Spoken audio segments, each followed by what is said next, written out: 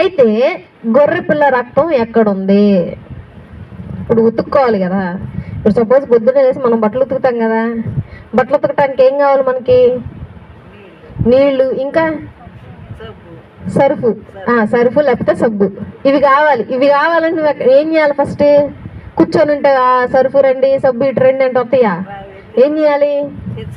వెళ్ళి ఇంట్లో ఉంటే ఏ పక్కన ఉందో ఏ ప్లేస్లో ఉందో వెతికి తెచ్చుకోవాలి, లేకపోతే కొట్టుకెళ్ళి తెచ్చుకోవాలి. అయితే ఈ గొర్రె పిల్ల రక్తం ఎక్కడుంది, ఎక్కడి నుంచి తెచ్చుకోవాలి అని ఒక భక్తుడు ఒక ఆయన అడిగాడట. రక్తంతో కడగబడ్డారు అందరూ రక్తంతో ప్రోక్షించబడ్డారు, దేవుడు మన కోసం రక్తం కార్చాడని మీరు చెప్తున్నారు కదా, ఎక్కడుంది ఆ రక్తం? ఇంతకీ నేనైతే చూడలేదు అని అన్నాడంట ఆయన. అప్పుడు ఆయన పాస్టర్ గారు చెప్పారు సమాధానం. సరే, ఒక ఇంట్లో